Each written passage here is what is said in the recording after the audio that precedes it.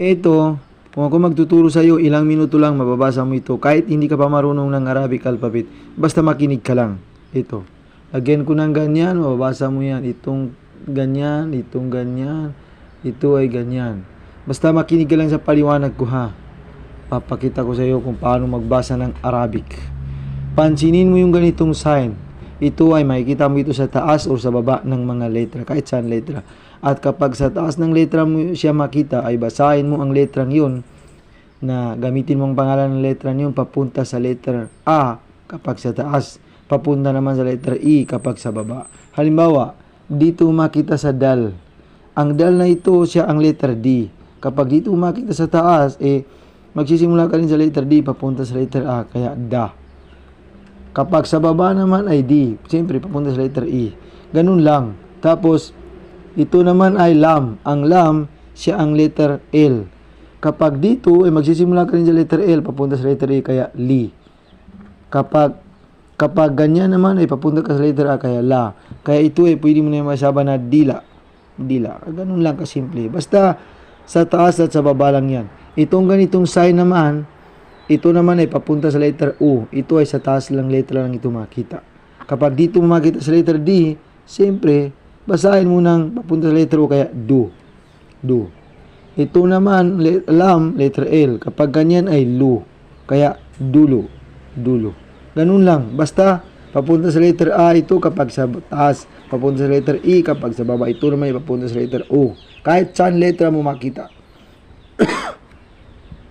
Halimbawa, ito ay kaf. Ang kaf siya ang letter K. Kapag ilalagay ko dyan ay ka. Ito naman ay sin, letter S. Kapag ganyan ay sa. Magsisimula ka sa letter S, papunta sa letter A, kaya sa. Sa. Tapos, ito ay mim, letter M. Kapag ganyan ay ma. Kaya, pwede mo na basa na kasama. Kasama. Yan. Ito, balikan ko itong sinulat ko kanina at basahin mo. Mim, ta, lam, nun. Itong mim, lagyan ko ng ganyan. Kaya magsisimula ka rin sa letter M, papunta sa letter A. Pinakatay na yan ha. Ito ay ta, siya ang letter T. Kapag ganyan ay magsisimula ka rin sa letter T, papunta sa letter A. Kasi sa taas. Itong lam, letter L. Dito ko ilalagay kaya papunta ka sa letter E, kasi sa baba. Itong nun, letter N. Siya ang letter N, itong nun. Ganyan ang gagamitin ko kaya papunta sa letter O. Kaya, siguro naman mabasa mo na yan kung nakaintindi ka. Sige, comment mo. At siya nga pala, kung gusto mo talaga matuto bumasa ng Quran, hindi lang, ito yung tinuro ko sa iyo, pang basic lang ito.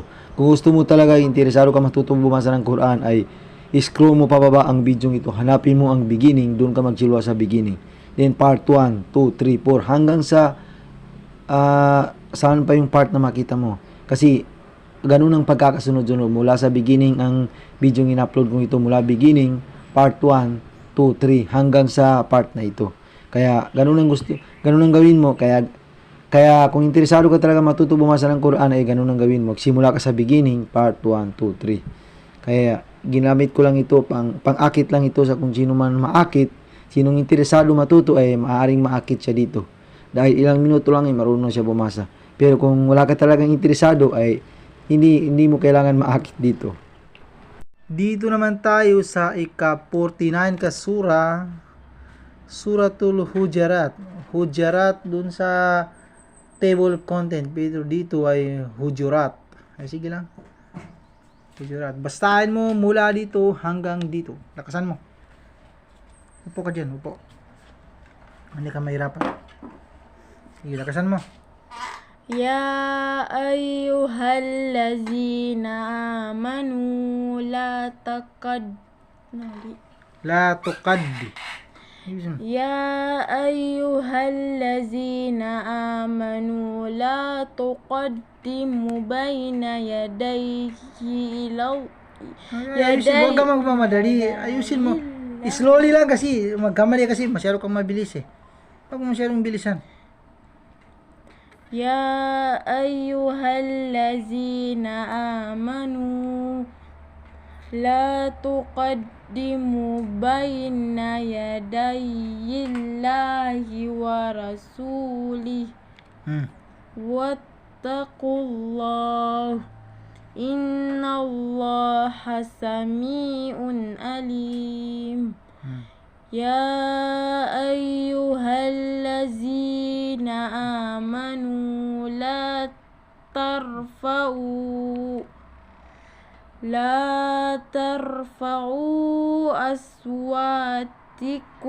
aswatakum la tarfa'u aswatakum fawqa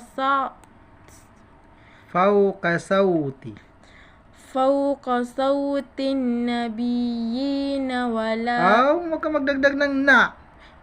fawqa sautin nabiyyi Nabiyyi. Ayusin mo. Fauqa sautin nabiyyi. Ganon. fawqa sautin nabiyyi Hmm. wala takharul Taj. Yan ay Jim. Ayusin mo. Yan ay Jim. Wala taj. wala tajharu lahu bil qawlil khajahri Bil kaulil. Yan ay kaf. Ayusin mo. Ginawa mong lam ang kaf. Ayusin mo. Bil kauli kajah. kajahri ba'dik Sige. Ulitin mo. Dito ka lang sa bil kauli. Magsimula ka lang dyan. bil qawli kajahri ba'dikum li ba'din an tahbata amalakum. Wag mo sabihin na amalag, ito ay a'malakum. Ayusin mo. Ulitin mo. Ayusin mo. A'malakum. Dito ka magsimula. Sige. An tahbata a'malakum wa antum la tash'urun. Okay na yan. Very good ka na.